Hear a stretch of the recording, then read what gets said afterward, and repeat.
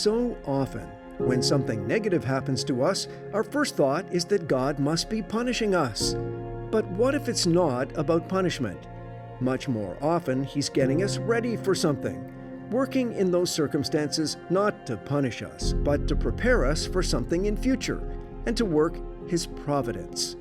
Now, if you're not familiar with that term, providence is the notion that God uses love and wisdom to guide, prepare, and protect His people. The concept is best described in Romans 8:28, where Paul says, "We know that God causes everything to work together for the good of those who love Him and are called according to His purpose for them." That's providence. God working out everything for the good, even when it doesn't seem like it at the time. But although God is sovereign, meaning He's in control and can do anything He wants, He also blesses us with free will and the right to make our own decisions. So when He works through providence, He never forces us to do what He wants. Instead, He guides us and may set up various circumstances, but He leaves us free to decide whether to respond to His promptings. God is not the great puppet master in the sky. And to illustrate that, let me give you a couple of examples. As a young man, Paul was a zealous Pharisee who thought he was doing God a favor by trying to destroy the early church.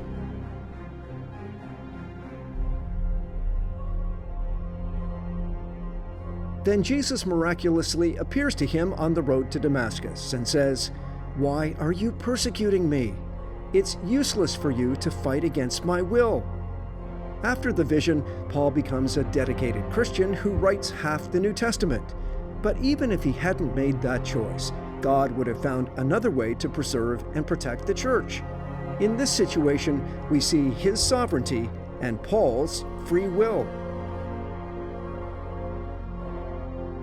And it was the same with Judas Iscariot. God allowed him to lie, cheat, and steal, and eventually betray Jesus. But all of his scheming led to a greater good, the salvation of humanity. Though Jesus had to die at the hands of the Romans to become the sacrifice for our sin, Judas could have remained faithful and God would have found another way. But unlike Paul, Judas made the wrong choice. In Luke 22:22, Jesus even warns him. "It has been determined that the Son of Man must die," He says, "but what sorrow awaits the one who betrays Him." Sovereignty plus free will, providence. It all adds up. But let's make this personal. If you look back over your life, can you see some times when you couldn't understand what God was doing? Or times when it seemed like a situation was entirely negative, only to discover later that God was actually protecting you or preparing you or setting up a blessing you couldn't possibly imagine at the time? That's providence. And there's nowhere in the entire Bible that illustrates providence better than the life of Joseph. So we're going to look at his life in some detail, looking for life lessons along the way. But the overarching theme is providence. And if you can't see God's providence working in your own life, I suspect you will after you see how it worked in Joseph's. In Genesis 37, we're introduced to Joseph as a young shepherd boy. He's the son of the patriarch Jacob and the grandson of Abraham, who's the founder of the nation of Israel. As the story opens, Joseph is living in the land of Canaan with 10 half-brothers, one full brother who's younger, and at least one half-sister. He's Jacob's 11th son and the firstborn of his wife, Rachel. And Genesis says, Jacob loved Joseph more than all of his other children because he was born to him in his old age. So one day, Jacob had a special gift made for Joseph, a beautiful robe. But his brothers hated Joseph because their father loved him more than the rest of them. They couldn't say a kind word to him. So, life lesson number 1, family favoritism breeds envy, jealousy, and resentment. It never ends well, and it can destroy relationships. Well, Jacob comes by it honestly. He was the favorite of his mother Rebekah, and his brother Esau was the favorite of their father Isaac, and that family dynamic set the kids and the parents against each other, and it still happens today. Look, it's only natural that you're going to have different chemistry with different kids, and there's nothing wrong with that. But playing obvious favorites is a recipe for disaster and dysfunction. God does not play favorites with us, as we're told in Romans 2, verse 11, and He doesn't want us to play favorites either, not at home, in the church, or in any other relationship. And yet, one of the most common criticisms I hear of the church is that many congregations are cliquish, a closed circle that's hard to break into. The New Testament tells us to love everybody as we love ourselves. But just to be clear, there are different layers of relationship. Just as Jesus spent much of His time with only Peter, James, and John, we may feel closer to some people than others, depending on personality, common interests, and shared experience. That's okay, provided we don't exclude people from love and acceptance. In James 2, the apostle says to the church, "How can you claim to have faith in our glorious Lord Jesus if you favor some people over others? Suppose someone comes into your meetings in fancy clothes and expensive jewelry, and another comes in who's poor and dressed in dirty clothes.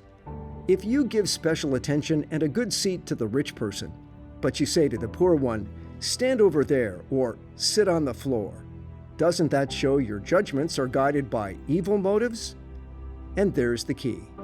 Preferential treatment is wrong if it's based on somebody's status, appearance, personality, or past behavior, or if it's based on our evil motives, like hoping that catering to the rich will bring us some kind of benefit. So, recognize that each relationship is unique, but don't use that as an excuse to shut anyone out. As if Jacob's favoritism doesn't cause enough problems for Joseph, the situation is complicated even further by two dreams he shares with his brothers when he's 17. In the first, Joseph and his siblings gather bundles of grain, and those of his brothers bow down to his bundles.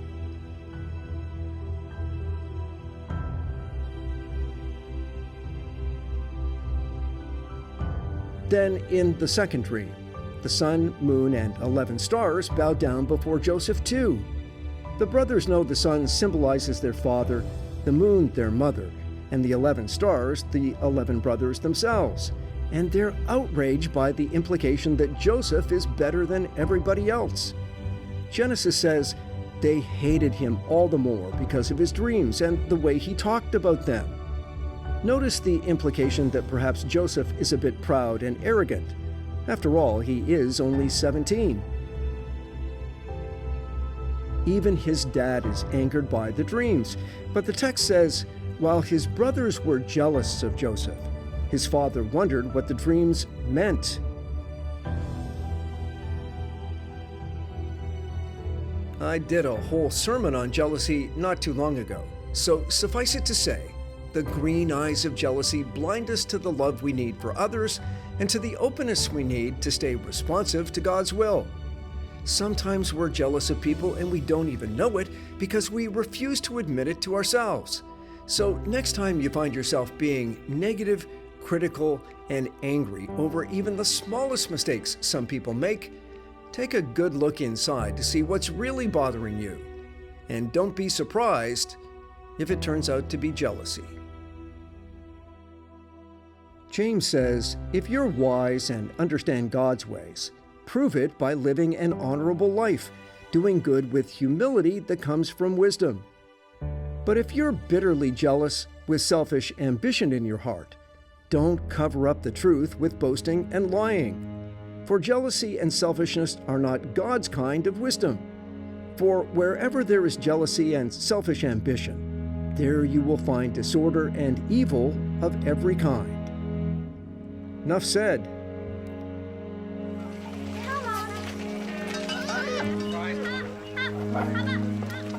In the case of Joseph's brothers, the jealousy is combined with resentment. We're told that Joseph often ratted them out to Jacob when they did things they weren't supposed to.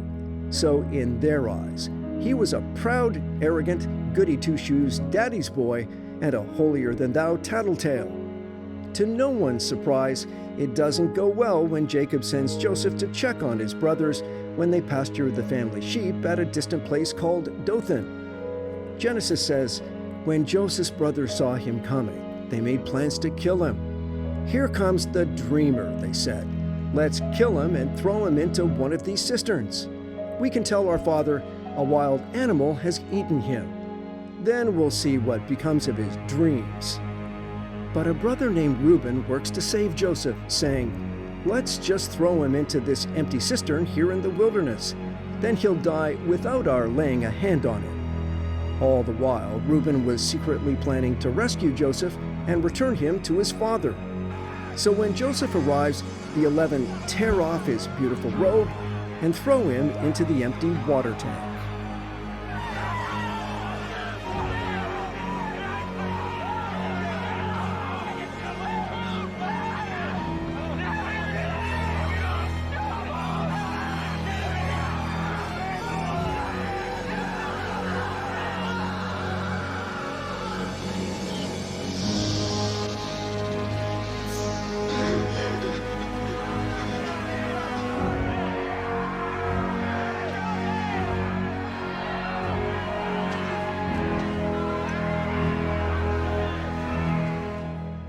Then, just as the brothers were sitting down to eat, they see a caravan heading toward them.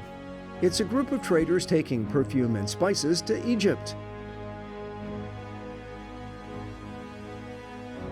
Another brother named Judah says to the others, what will we gain by killing our brother? Let's sell him instead. After all, he is our own flesh and blood. So they do. For 20 pieces of silver, 10 less than what Judas got for betraying Jesus. Reuben isn't there when the deal is made, and when he goes back later to get Joseph out of the cistern, he tears his clothes in grief. The boy is gone. What will I do now? He laments.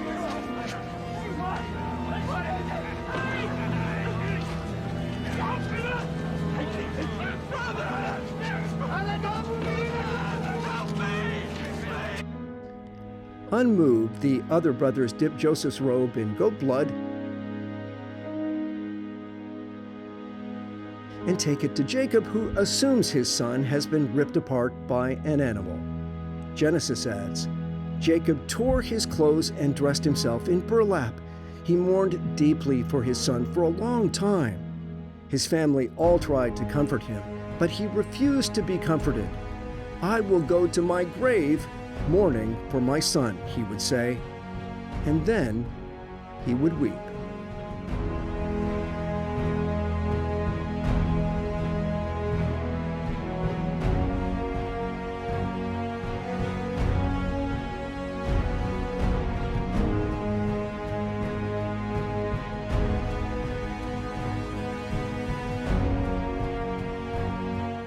All this because of selfishness and sibling pressure.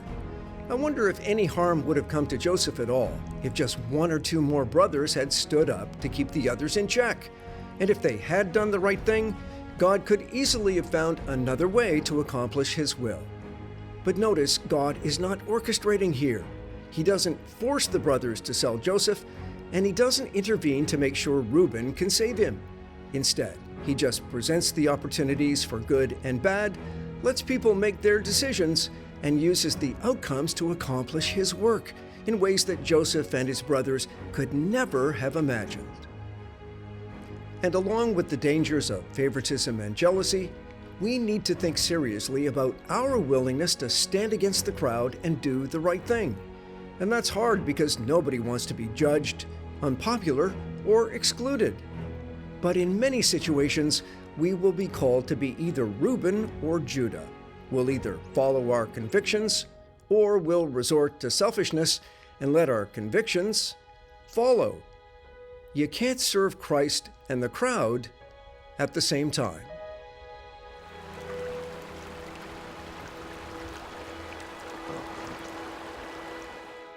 the New Testament actually has a lot to say about that. Not only did Jesus say we can't serve two masters at the same time, he says, "What do you benefit if you gain the whole world, but you yourself are lost or destroyed? If anyone is ashamed of me and my message, the Son of Man will be ashamed of that person when he returns in his glory."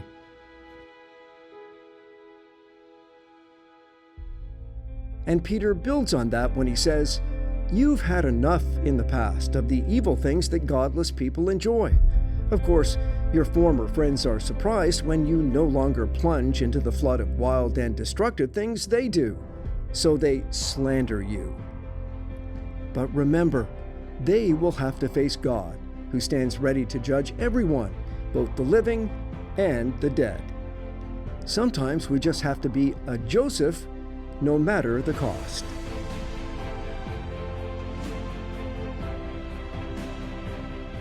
But make no mistake, there's almost always a price to be paid for faithfulness.